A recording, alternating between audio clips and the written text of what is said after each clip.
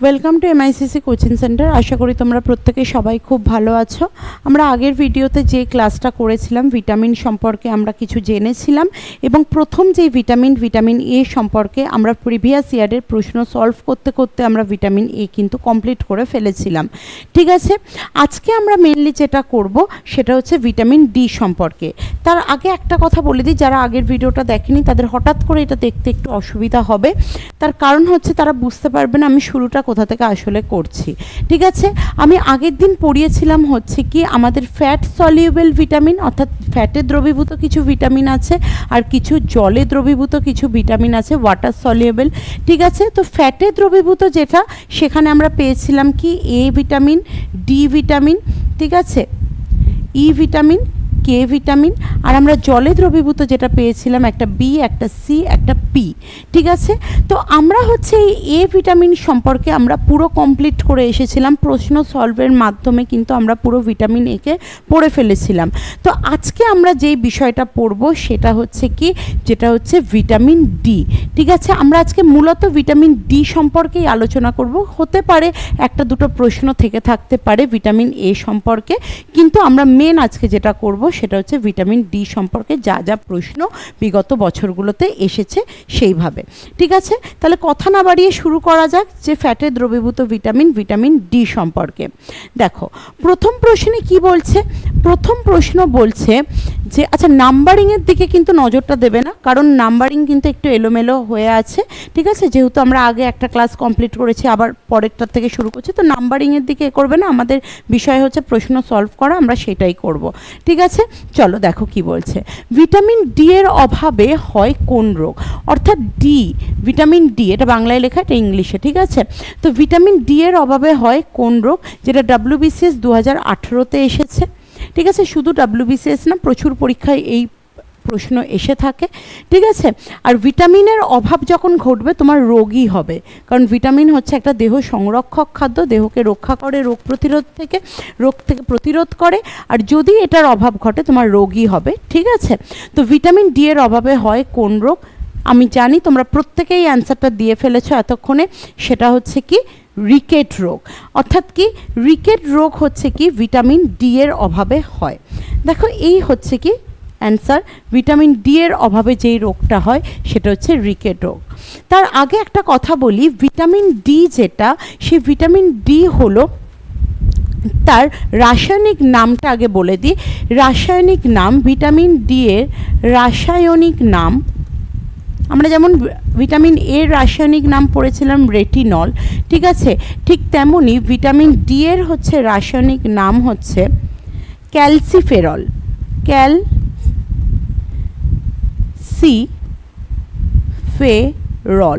ঠিক আছে, কেউ যদি নাও জানো রিকেট রোগ মানে বিষয়টা যদি একটু এই বিষয়টা যদি জেনে থাকো আর রিকেট রোগের বিষয়টা জেনে থাকো, এমনিই পেরে যাবে যে ভিটামিন ডি এর অভাবে হয়েছে কিনা। দেখো রাসায়নিক নাম হচ্ছে কি ক্যালসিফেরল। ঠিক আছে, আর এই ক্যালসিফেরল থেকে আশা করি তোমরা একটা খনিজ মৌলের নাম পাচ্ছ যার নাম হচ্ছে কি ক্যালসিয়াম। ঠিক আছে, ক্যালসিয়াম। আর এই যে ভিটামিন ডি কিন্তু আমাদের শরীরে ক্যালসিয়াম শোষণে কিন্তু সহায়তা করে। ঠিক আছে, তো এই যে ক্যালসিয়াম, এই ক্যালসিয়াম আমরা মূলত কেন খাই, আমাদের হাড়ের জন্য, তাই না? বলে যে 40-এর পর মহিলাদের হাড় কিন্তু ভঙ্গুর হয়ে যেতে থাকে, তো তাদের ক্যালসিয়ামের পরিমাণ সঠিক রাখতে হবে। তো ক্যালসিয়ামটা আমরা কেন খাই, তো আমাদের হাড়কে শক্ত করার জন্য, হাড়কে মজবুত করার জন্য। তো দেখো এখানের মধ্যে যে কটা রোগ আছে, চুল পড়া বলো, স্কার্বি বলো, স্কার্বি দাঁতে হয়, রাতকানা তো চোখে হয়, তাহলে এই তিনটের মধ্যে কোনোটা হাড় গঠিত নয়। ঠিক আছে, তাহলে হাড় গঠিত একটাই হতে পারে, সেটা হচ্ছে রিকেট। তখন তোমরা অ্যান্সার করে ফেলতে পারবে কি রিকেট। তাহলে এখান থেকে রাসায়নিক নাম থেকেই কিন্তু তোমরা অ্যান্সার করে ফেলতে পারবে। তাহলে রাসায়নিক নাম কি বললাম, ভিটামিন ডির রাসায়নিক নাম হচ্ছে কি তোমার ক্যালসিফেরল।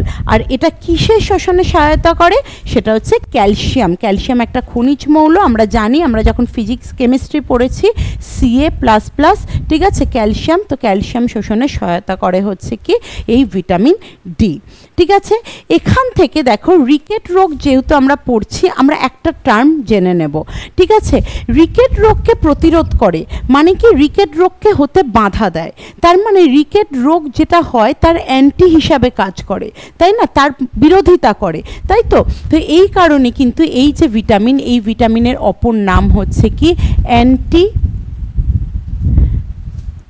র্যাকাইটিক, অ্যান্টি র্যাকাইটিক, ঠিক আছে। তো যদি বলা হয় অ্যান্টি র্যাকাইটিক ভিটামিন কোনটা, তখন বলবে কি ভিটামিন ডি। ভিটামিন ডিকে বলা হয় কি অ্যান্টি র্যাকাইটিক, কারণ এটা রিকেটের অ্যান্টি হয়ে কাজ করে, রিকেটকে প্রতিরোধ করে, তাই একে বলা হয় কি অ্যান্টি র্যাকাইটিক। আর এর রাসায়নিক নাম কি ক্যালসিফেরল, ক্যালসিয়াম শোষণে এই ভিটামিন সহায়তা করে, ক্যালসিয়াম ফসফরাস শোষণে। চলো নেক্সট দেখা যাক কি প্রশ্ন। আচ্ছা, নেক্সট কিছু ছবি আছে, দেখো তোমাদের রিকেট রোগটা দেখাবো যেটা। তো রিকেট যেটা হয়, তো কি হয়, বাচ্চাদের হয়, ঠিক আছে। রিকেট যেটা হয় সেটা হচ্ছে কাদের হয়, শিশুদের হয়, ঠিক আছে। রিকেট রোগ হয় শিশুদের, যেটা ভিটামিন ডি এর অভাবে হয়। কি হয়, এখানে হাত পা কি হয়ে যেতে থাকে, বেঁকে যেতে থাকে। দেখো এটা একটা নর্মাল হাড়, কিন্তু যখনই রিকেট হবে, এই যে দেখছো এখানে তোমার মার্ক করা আছে, তো এই অংশগুলো কি হয়ে যায়, এরকম স্ট্রেট না থেকে এগুলো কি হয়ে যায়, বেঁকে যায়, অর্থাৎ হাত আর পা দুটো এইভাবে বাঁকতে থাকে পায়ের পোর্শনগুলো, ঠিক আছে। তো সেটা হচ্ছে রিকেট, যেটা হয় কি শুধুমাত্র শিশুদের ক্ষেত্রে। কিন্তু এই সেম রোগী যখন বড়দের ক্ষেত্রে হয়, শিশুদের ক্ষেত্রে হলে যেটাকে রিকেট বলা হবে, বড়দের ক্ষেত্রে সেটাকে বলা হবে কি অস্টিওম্যালেসিয়া। কি বলা হবে, অস্টিওম্যালেসিয়া, ঠিক আছে। কি বলা হবে, দেখো লিখছি বাংলায়, অস্টিওম্যালেসিয়া। আমি এটাকে আলাদা করে আর প্রশ্ন দিইনি, কিন্তু এরকম প্রশ্নও দেয় যে ভিটামিন ডি এর অভাবে অ্যাডাল্টদের এর মধ্যে কোন রোগ হতে পারে, বা বয়স্কদের এর মধ্যে কোন রোগ হতে পারে, তখন কিন্তু রিকেটও অপশান থাকবে, তখন কিন্তু অস্টিওম্যালেসিয়াও অপশান থাকবে। কিন্তু যেহেতু বড়দের ক্ষেত্রে বলবে বা প্রাপ্তবয়স্ক বলবে, তাহলে অ্যান্সার কিন্তু তখন 100 বার হবে কি অস্টিওম্যালেসিয়া, যেটা কাদের ক্ষেত্রে হয়, বড়দের ক্ষেত্রে, ঠিক আছে। যদি এখন 5-6 বছরের শিশুর একটা হয়, তো তখন আমরা সেটাকে রিকেট বলবো। কিন্তু আমার বছরে যদি এখন আমার মতো একটা বয়স হয়ে যাচ্ছে, সেরকম একটা মানুষের যদি হয়, বা আরও বেশি বয়সের মানুষের যদি হয়, তখন সেটাকে রিকেট বলা যাবে না, তখন সেটাকে কি বলতে হবে, অস্টিওম্যালেসিয়া। এই জন্যই এটাকে বলা হয় কি অ্যাডাল্ট রিকেটস, ঠিক আছে। কিন্তু এটাও কার ডেফিসিয়েন্সিতে হয়, ভিটামিন ডি এর অভাবে হয়, ক্লিয়ার, ভিটামিন ডি এর অভাবে হয় অস্টিওম্যালেসিয়া। নেক্সট দেখো, ভিটামিন ডি এর অভাবে আর কি রোগ হয়, আর এখান থেকেও কিন্তু প্রশ্ন দেয়। আমি প্রশ্নগুলো আলাদা করে দিইনি, আমি ছবির মাধ্যমে বলে দিচ্ছি। দেখো আর একটা হয়, সেটা হচ্ছে কি বোলেক্স, ঠিক আছে। তো এখানে কি হয়, এখানে যেটা হয়, নর্মাল আমাদের পা থাকে এই রকম, তাই তো, নর্মাল আমাদের পা এরকম স্ট্রেট থাকে। কিন্তু এইখানে কি হয়, এখানে এই অংশটার থেকে নিচের এই পোর্শনটা, হাঁটুর নিচের এই পোর্শনটা কি হয়ে যায়, বেঁকে যায়, অর্থাৎ পাটা এরকম ছড়িয়ে যায়, ঠিক আছে। তো এইটাকে কি বলা হয় কি বোলেক্স। যদি বলা হয় বোলেক্স মানে কোন ভিটামিনের অভাবে হয়, সেটাও কিন্তু হবে কি ভিটামিন ডি এর অভাবে। যেহেতু ভিটামিন ডি কিন্তু হাড়, ভিটামিন ডি বলতে হচ্ছে হাড়ের তোমার প্রবলেম চলে আসবে ভিটামিন ডির যখন অভাব ঘটবে, ঠিক আছে। চলো নেক্সট যে রোগের নামটা দেখো, সেটা হচ্ছে নকনি। যখন তোমরা দেখবে মেডিকেল দিতে গেছো, ঠিক আছে, তো সেই সময় কিন্তু এই জিনিসগুলো খুব চেক করে, ঠিক আছে। তো এখানে কি চেক করে, নকনি, মানে এটা মনে রাখবে, দুটো নখ হচ্ছে নিজেদের মধ্যে টাচ করছে, তো সেটা হচ্ছে কি নকনি। এই যে দেখো হাঁটু দুটো কাছাকাছি চলে এসেছে, এটা হচ্ছে নকনি। নর্মাল আমাদের পা এরকম, কিন্তু নকনি হলে কি হয়ে যাবে, এই রকম টাইপের হয়ে যাবে। তো যদি বলা হয় নকনি ডিজিজও কার কারণে হয়, কার অভাবে হয়, তখনও কি বলবে, ভিটামিন ডি এর ডেফিসিয়েন্সিতে বা ভিটামিন ডি এর অভাবে যেই রোগ হয়, সেটা আরেকটা কি বললাম, সেটা হচ্ছে নকনি। এখন অবধি কি পড়লাম, রিকেট পড়লাম, ছোটদের হয়, বড়দের হয় অস্টিওম্যালেসিয়া। নেক্সট হচ্ছে আরও একটা পড়লাম নাম, সেটা হচ্ছে বোলেক্স, আর একটা হচ্ছে কি নকনি। চলো নেক্সট দেখো, এই যে দেখো নর্মাল, বোলেক্স আর নকনির মধ্যে পার্থক্যটা দেখানো আছে, তোমরা আশা করি বুঝতে পারছো। চলো নেক্সট হচ্ছে আরও আর একটা রোগ, যেটা হচ্ছে ভিটামিন ডি এর অভাবে হয়। ভিটামিন ডি এর অভাবে হয় যেটাকে বলা হয় কি অস্টিওপোরোসিস। ভিটামিন ডি এর অভাবে হয় যেটাকে বলা হয় কি অস্টিওপোরোসিস।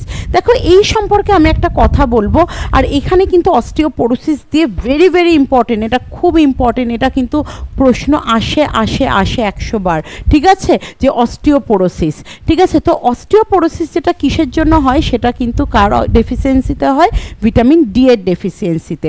কিন্তু কি ঘটে এখানে, দেখো আমরা নর্মালি জানি যে আমাদের যে ব্লাড আছে, আমাদের যে রক্ত আছে, সেই রক্ত কিন্তু গঠিত হয় হচ্ছে অস্থি মজ্জা থেকে, ঠিক আছে। এই রক্ত গঠিত হয় আমাদের যে হাড় আছে, ঠিক আছে, এই হাড়ের ভিতরের পোর্শন থেকে বা হাড়ের যে ভিতরে অস্থি মজ্জা থেকে। আর তারপর কি হয়, রক্ত এই হাড় দিয়েই কি হয় বাইরে, আমাদের দেহের বাইরে, মানে হাড়ের থেকে বাইরে আসে, ঠিক আছে। তার মানে এখানে নিশ্চয়ই কিছু ফুটো আছে বা নিশ্চয়ই কোনো হোল আছে যার দরুন বাইরে আসবে, 100 বার আছে, ঠিক আছে। দেখো নর্মাল যদি বলো হাড়, তাহলে কিন্তু তার মধ্যেও পোর আছে। পোর মানে কি, ছিদ্র। এই দেখো পোর, হ্যাঁ, পোর মানে কি ছিদ্র। তো আমাদের নর্মাল হাড়েও কিন্তু ছিদ্র আছে, কিন্তু যখন ভিটামিন ডি ডেফিসিয়েন্সি হবে, ঠিক আছে, বা অভাব হবে, তখন এই ছিদ্রগুলোর মাত্রা কিন্তু অতিরিক্ত বেশি পরিমাণে বাড়তে থাকবে, আর যার ফলে কি হয়, হাড়গুলো ভঙ্গুর হয়ে যেতে থাকে, ক্ষয় পেতে থাকে। তো এই কারণে এই রোগের নাম হচ্ছে কি অস্টিওপোরোসিস। দেখো অস্টিওপোরোসিস, নর্মাল আমাদের হাড়ে কিন্তু পোর থাকে, না হলে রক্ত বার হবে কি করে হাড় থেকে ফর্মেশন হয়ে, তাই না, বা গঠন হয়ে নর্মাল থাকে। কিন্তু নর্মালটা যখন অতিরিক্ত মাত্রায় বেড়ে যায়, যেটা হচ্ছে ভিটামিন ডি এর অভাবে হয়, তো সেই পজিশনটাকে বলা হয় কি অস্টিওপোরোসিস। তাহলে যদি বলা হয়, এটা বারবার পরীক্ষায় দেয়, আমি প্রশ্ন আলাদা করে দিইনি, আমি বারবার বলছি এটা প্রশ্ন আমি আলাদা করে দিইনি, কিন্তু এটা কিন্তু খুব ইম্পর্টেন্ট যে অস্টিওপোরোসিস কার অভাবে হয়, ভিটামিন ডি এর অভাবে। বা এটাও বলে অস্টিওপোরোসিস কোন রোগের সঙ্গে যুক্ত বা কিসের কোন অঙ্গের সঙ্গে যুক্ত, তখন বলতে হবে হাড়ের সঙ্গে, ঠিক আছে। আর অস্টিও কথাটা মানেই এটা বুঝে নেবে কি হাড় ঘটিত রোগ, যে কোনো জায়গায় অস্টিও আছে তার মানে বুঝে নেবে কি ওটা হাড় ঘটিত রোগ। চলো নেক্সট প্রশ্নে চলে আসি। এবার প্রশ্ন এলো একটা, দেখো কি বলছে, নিম্নলিখিত কোন ভিটামিন হরমোন হিসাবে ব্যবহার করা হয়, ঠিক আছে। জেপিএসসিতে এসেছিল 2008-এ। নেক্সট আরও আর একটা প্রশ্ন ওই টাইপেরই, যে কি হরমোন পূর্ববর্তী ভিটামিন কোনটা, 2019-এ এসেছিল WBCS-এ। দেখো এখানেও বলছি যে এই যে প্রশ্নের উত্তরটা, এটা কি হবে, এটা হবে ভিটামিন ডি। দেখো এই যে ভিটামিন ডি, এই ভিটামিন ডিকে কিন্তু বলা হয় কি হরমোন ভিটামিন। এই ভিটামিন ডিকে কিন্তু হরমোন ভিটামিনও বলা হয়, ঠিক আছে, হরমোন ভিটামিন বলা হয়। এবার কেন বলা হয় এটা বুঝতে হবে, তবে এটা বুঝতে গেলে মেন আমরা হরমোন চ্যাপ্টারে যখন পড়বো তখন বুঝবো। কিন্তু এটা মনে রেখো, এটা একটা হরমোন আছে, ঠিক আছে, যেমন থাইরয়েড হরমোন, প্যারাথাইরয়েড হরমোন, তো এদের মতোই কাজ করে হচ্ছে কি এই ভিটামিন ডি। তো সেই কারণে ভিটামিন ডিকে কি বলা হয়, যে নিম্নলিখিত কোন ভিটামিনকে হরমোন হিসাবে ব্যবহার করা হয়, তো এই ভিটামিনটাই হচ্ছে কি হরমোন ভিটামিন। তো যদি বলা হয় হরমোন ভিটামিন কাকে বলে, সেখানেও অ্যান্সার করতে পারো কাকে, ভিটামিন ডিকে। বা হরমোন পূর্ববর্তী ভিটামিন কোনটি, সেটিও বলতে পারো কি ভিটামিন ডি, ঠিক আছে। তাহলে অ্যান্সার দেখে নাও, অ্যান্সার হচ্ছে ভিটামিন ডি, ঠিক আছে। চলো নেক্সট দেখো, নেক্সট কি বলছে, পাশ্চাত্যের শিশুরা যারা কম সূর্যের আলো পায় তারা কোন রোগে আক্রান্ত হয়। এসএসসি সিজিএলে তোমার 2016-তে এসেছিল, খুব ইম্পর্টেন্ট এটা। দেখো শিশুরা বলছে যারা সূর্যের আলো কম পায়, তার মানে সূর্যের আলোর সঙ্গে কিছু একটা ব্যাপার আছে এখানে। আচ্ছা, তো আগে দেখি সূর্যের আলো যদি সঠিকভাবে পায়, সূর্যের আলো থেকে কোন ভিটামিন পাওয়া যায়। তো আমরা জানি সূর্যের আলো থেকে কোন ভিটামিন পাওয়া যায়, ভিটামিন ডি পাওয়া যায়, ঠিক আছে। আর যদি ভিটামিন ডি এর ডেফিসিয়েন্সি হয়, তাহলে এর মধ্যে কোনটা হবে, তো তোমরা এবার অ্যান্সার তো নিজেরাই করে দিতে পারবে, রিকেট রোগ হবে, ঠিক আছে। তো দেখো যদি বলা হয় যে সূর্যের আলো থেকে যেই ভিটামিন পাওয়া যায় সেই ভিটামিনের নাম কি, ঠিক আছে, সূর্যের আলো থেকে যেই ভিটামিন পাওয়া যায় ঠিক আছে, সূর্যের আলো থেকে যেই ভিটামিন পাওয়া যায় সেই ভিটামিনের নাম হচ্ছে কি ভিটামিন ডি। আর খুব সহজে আমরা ভিটামিন ডি যদি নাও খাই, সূর্যের আলোর মধ্যে কিন্তু আমাদের বলা হয় যে ভিটামিন ডি পাওয়া যায়। ঠিক আছে, সূর্যের আলো থেকে কিভাবে প্রসেস হয় আমি একটু বাদেই বোঝাচ্ছি সেটা। ঠিক আছে, তো সূর্যের আলো থেকে আমরা যেটা পাই সেটা হচ্ছে কি ভিটামিন ডি, খুব সহজে আমাদের দেহটা তৈরি হয়ে যায়। ঠিক আছে, নেক্সট দেখো, নেক্সট যদি বলা হয় যে এই যে সূর্যের আলোর অভাবে যদি রোগ হয়, তাহলে তোমরা জানো ভিটামিন ডি থেকে আমরা, সূর্যের আলো থেকে আমরা ভিটামিন ডি পাই। তাহলে যদি সূর্যের আলো কেউ না পায় তাহলে কার অভাব ঘটবে? ভিটামিন ডির। আর যদি ভিটামিন ডির অভাব ঘটে তাহলে ডির অভাবে রোগের নাম দেখো এখানে আছে কিনা, তো তোমরা বলবে হ্যাঁ রিকেট আছে, তাই রিকেট কি হবে? অ্যান্সার হবে, তাই রিকেট হবে কি কারেক্ট অ্যান্সার। চলো নেক্সট দেখো, নেক্সট প্রশ্ন কি? নেক্সট প্রশ্ন কি বলছে? কোন ভিটামিন কোলে ক্যালসিফেরল নামে পরিচিত? কোন ভিটামিন কোলে ক্যালসিফেরল নামে পরিচিত? তোমরা নিজেরা যদি অ্যান্সার পারো তো ভালো, নাহলে আমি বলছি। দেখো, আমি আগের দিন তোমাদের যখন আমি বিভিন্ন ভাগগুলো পড়াচ্ছিলাম ভিটামিনের, তখন আমি ভিটামিন ডি কে বলেছিলাম যে দুটো ভাগে ভাগ হয়, একটা হচ্ছে D2, একটা হচ্ছে D3 বলেছিলাম এটা। ঠিক আছে, তো এখানের মধ্যে একজনের নাম হচ্ছে আর্গো ক্যালসিফেরল আর একজনের নাম হচ্ছে কোলেফ ক্যালসিফেরল। তাহলে আগে বলো এইটা কি আগে বুঝতে পারলে অ্যান্সার কি হবে? এখানে অ্যান্সার হবে কি ভিটামিন ডি। ভিটামিন ডি কে কি বলা হয়? তোমার কোলে ক্যালসিফেরল। ঠিক আছে, এবার দেখো ভিটামিন ডির কোনটাকে কোলে ক্যালসিফেরল বলা হয়। চলো, ভিটামিন D2 যেটা, সেটাকে বলা হয় কি আর্গো ক্যালসিফেরল।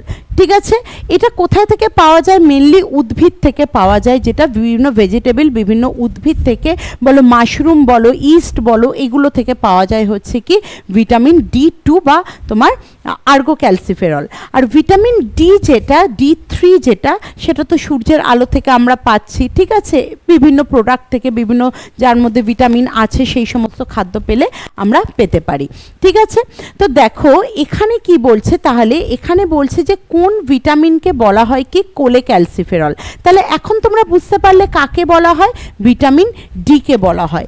কিন্তু যদি অপশন এরকম D3 থাকতো আর এখানে ধরো লেখা আছে D2, তাহলে কাকে দিতে তোমরা অ্যান্সার? আশা করি বুঝতে পেরেছো তোমরা কাকে দেবে, ভিটামিন D3 কে দেবে, কারণ কোলে ক্যালসিফেরল যেটা, কোলে ক্যালসিফেরল কাকে বলা হয় সেটা হচ্ছে ভিটামিন D3 কে। তো এখান থেকে কিছু কাজও জেনে নাও, এটা আমার যেটা মেন PDF সেখানকার একটা অংশ এটা। ঠিক আছে, তো এখান থেকে দেখো ক্যালসিয়াম শোষণে সাহায্য করে, এটা বললাম।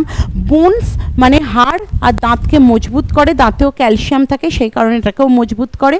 আর প্রথমেই তো বলে দিয়েছিলাম অ্যান্টি র্যাকাইটিক ভিটামিন একে বলা হয়। ঠিক আছে, চলো নেক্সট দেখো কি বলছে। নেক্সট প্রশ্ন চলে আসো, কি বলছে? মানব ত্বকের ভিটামিন ডি সংশ্লেষিত হয় কোন যৌগ থেকে?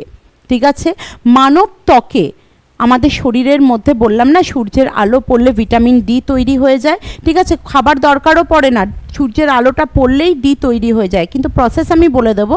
কিন্তু দেখো কি বলছে আগে প্রশ্নটায়, যে কোন যৌগ থেকে, আমাদের শরীরের মধ্যে এমন কি আছে যেখান থেকে কি হয় ভিটামিন ডি তৈরি হয়ে যায়। ঠিক আছে, আর নেক্সট প্রশ্ন, আর এটা তো CGL এ এসেছে। নেক্সট আর একটা প্রশ্ন দেখো, যে ভিটামিন খুব সহজে মানবদেহে সংশ্লেষিত হয় তা হলো, একটু আগেই বললাম যে ভিটামিন ডি যেহেতু কোনো খাদ্য পাচিত হয়ে তৈরি হওয়ার দরকার পড়ে না, সূর্যের আলো পড়লেই তৈরি হয়ে যায়, সেই কারণে বলছে খুব সহজে মানব দেহে সংশ্লেষিত হয়, সেটা কোনটা? এটাও রেলে এসেছে 2011-তে।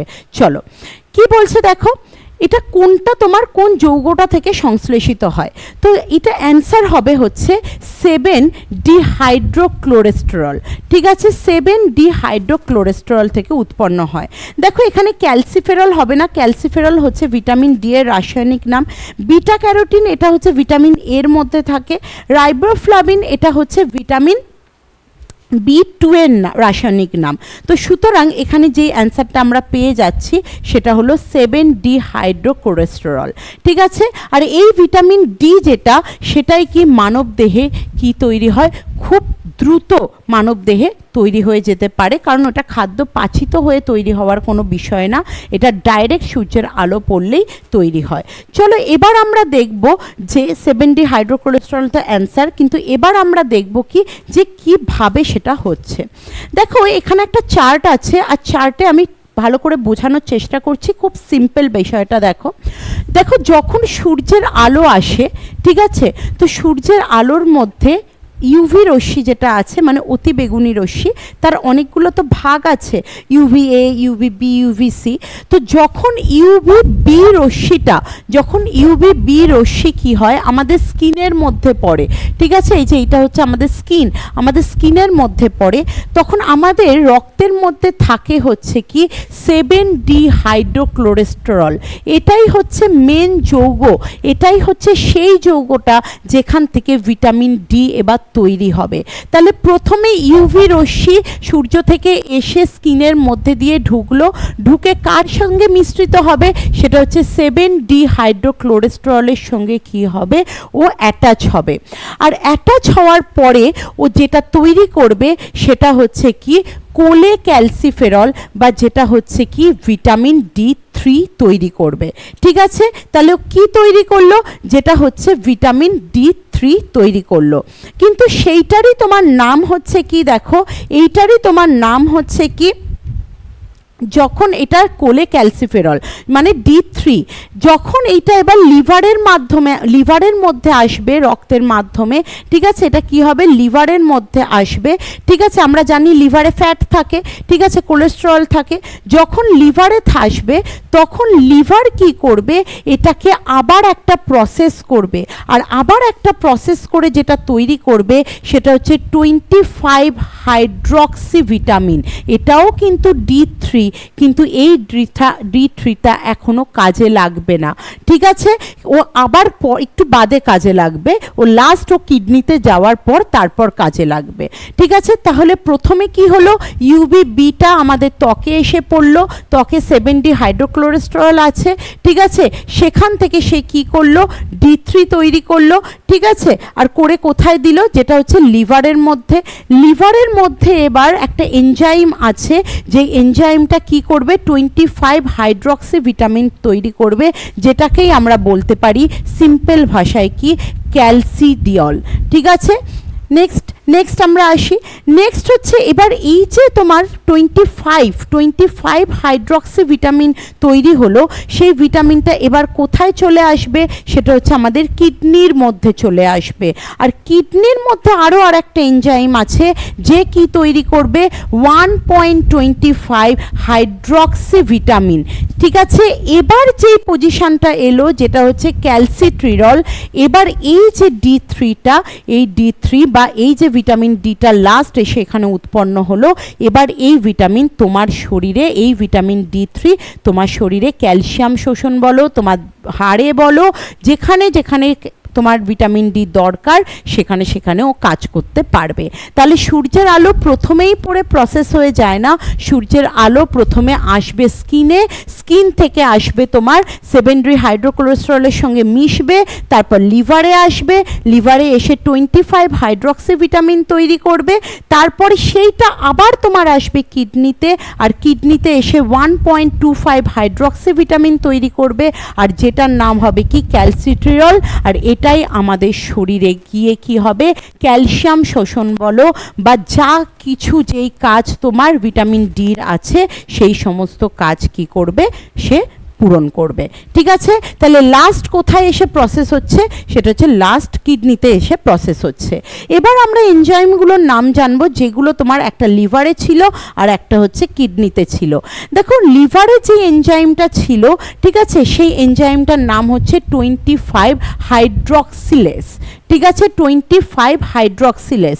তাহলে এই যে 25 হাইড্রক্সিলেস তোমার এনজাইম বা উৎসেচক আছে, এটা হচ্ছে এক ধরনের উৎসেচক, ঠিক আছে। তো এই উৎসেচকটা কি করছে, এই উৎসেচকটাই তৈরি করছে কি তোমার 25 হাইড্রক্সি ভিটামিন বা ক্যালসিট্রিরল, ঠিক আছে।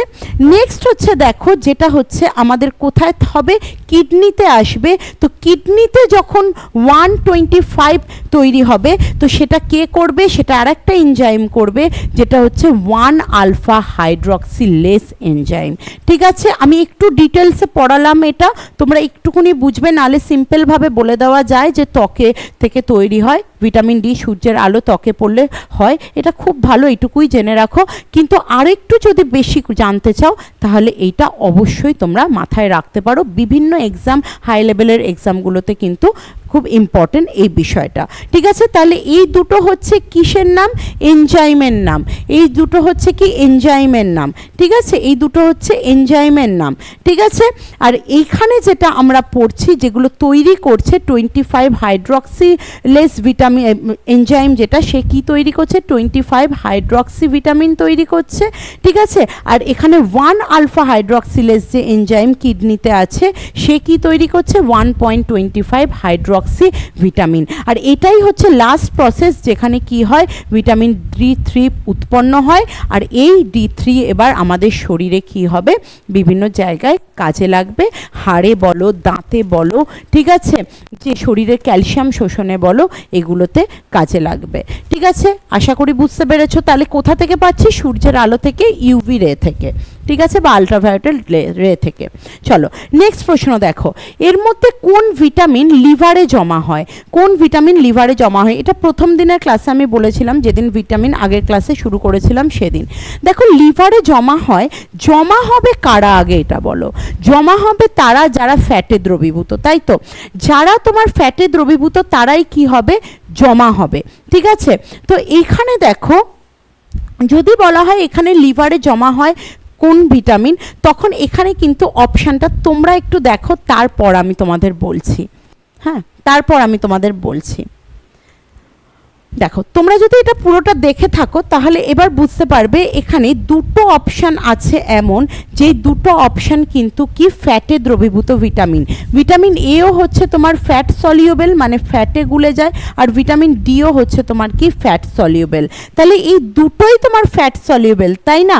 তাহলে এইখানে আমার অপশানটা আমি একটু অন্যরকমভাবে দিয়েছি, কিন্তু পরীক্ষাতে যে কোনো একটাই তোমার ফ্যাটে দ্রবীভূত দেওয়া থাকবে। ঠিক আছে, আর তুমি সেখানে একটাকেই ক্লিক করতে পারো। তাহলে এখানে অ্যান্সার কিন্তু দুটোই হবে, কারণ দুটোই ফ্যাটে দ্রবীভূত যেহেতু, আর ফ্যাটে যেহেতু লিভার থাকে, তাহলে ভিটামিন এ বলো, ডি বলো, যদি ই বলতো সেটাও হতো, যদি কে বলতো এটাও হতো, এরা কি হতো তোমার লিভারে জমা হতো। তার মানে মোট কথা মনে রাখবে কি, এটা আমি এরকম এই জন্যই দিয়েছি যাতে আমি এটা বলতে পারি তোমাদের, ফ্যাটে যারা দ্রবীভূত এ ডি ই কে, তারা প্রত্যেকেই কি, তারা প্রত্যেকেই হচ্ছে কি আমাদের লিভারে যেহেতু জমা হয়, লিভারে ফ্যাট আছে, লিভারে এরা জমা হতে পারে। আর যেগুলো হচ্ছে বি সি পি, এরা কি, এরা হচ্ছে ওয়াটার সলিউবেল, এরা তো আমাদের শরীর থেকে বার হয়ে যায় মূত্রের মাধ্যমে, ঘামের মাধ্যমে, তাই না? তাহলে অ্যান্সার কি হবে, এও হতে পারে, ডিও হতে পারে। আমি এখানে দুটো অপশান দিয়েছি, পরীক্ষাতে একটাই অপশান থাকবে।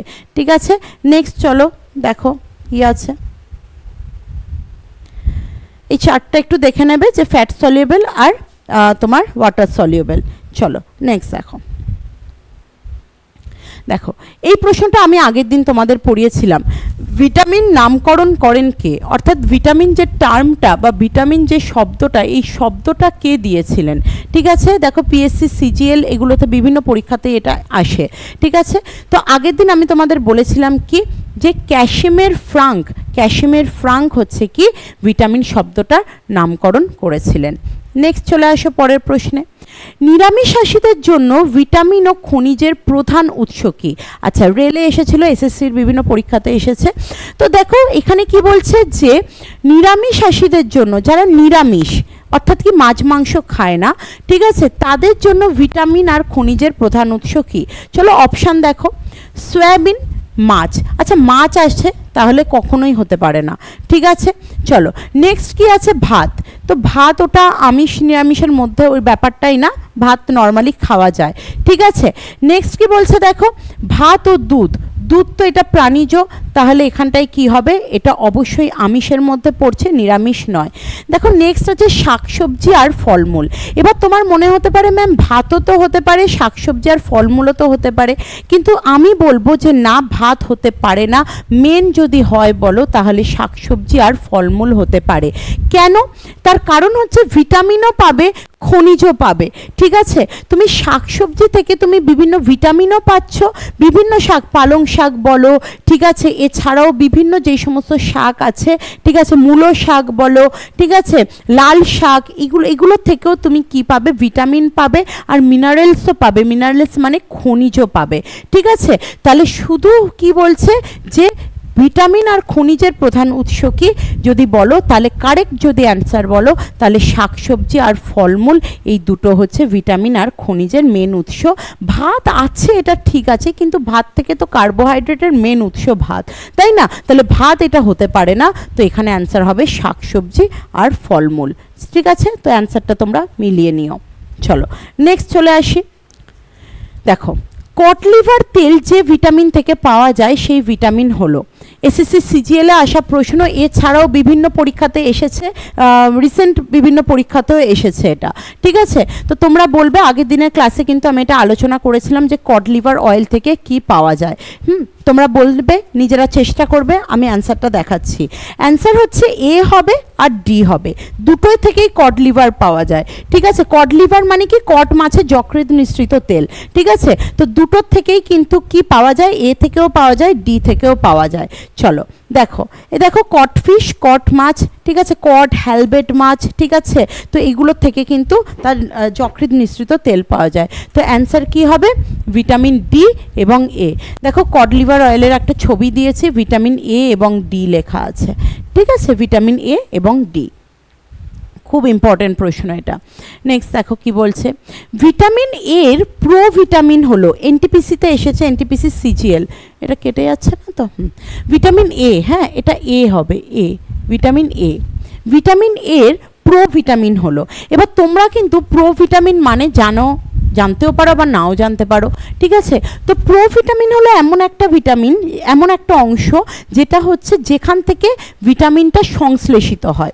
ধরে নাও আমি যদি বলি এখানে এমন একটা অংশ আছে, এমন একটা পদার্থ আছে যেটার থেকে ভিটামিন এ সংশ্লেষিত হবে বা ভিটামিন এ তৈরি হবে।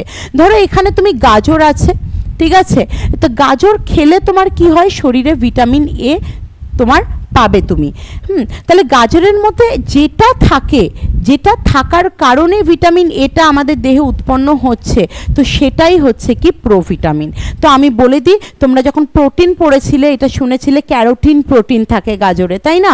তো সেই থেকেই আমরা এখান থেকে বলে দিতে পারবো কি বিটা ক্যারোটিন, বিটা ক্যারোটিন হবে অ্যান্সার। ঠিক আছে, তো বিটা ক্যারোটিন যতগুলো আমরা ভিটামিন এ জাতীয় খাবার খাই না কেন, যত টাইপের খাই না কেন, পালং শাক বলো, ব্রোকলি বলো, দেখো স্পিনাচ আছে, ঠিক আছে, তো অ্যাপ্রিকট, গাজর, তো এখান সমস্ত কিছু থেকে আমরা কি পেতে পারি, ভিটামিন এ তোমার পেতে পারি, আর যেটা কি থাকে, বিটা ক্যারোটিন।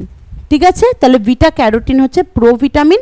প্রোভিটামিন হলো এমন একটা ভিটামিন যেখান থেকে আমরা কি পাবো, ভিটামিন, তোমার ভিটামিনটা পাবো, আর ভিটামিন এর প্রোভিটামিন হচ্ছে কি বিটা ক্যারোটিন। ঠিক আছে, আচ্ছা আশা করি তোমরা বুঝতে পারছো যে কারেন্ট অফ হয়ে গেছে, পাওয়ার অফ হয়ে গেছে। ঠিক আছে, এরপর তো অন্য ভিটামিন। ঠিক আছে, তো যেহেতু পুরো কারেন্টটা অফ হয়ে গেছে, তো টোটাল এখন তো ভিডিও সেটা বন্ধ করতে হবে। ঠিক আছে, তো আজকের ক্লাস এত পর্যন্তই থাক, নেক্সট ক্লাস আমরা আবার পরের দিন করব। তো পুরো অন্ধকার, তোমরা পুরোই বুঝতে পারছো, হ্যাঁ পরের দিন করব।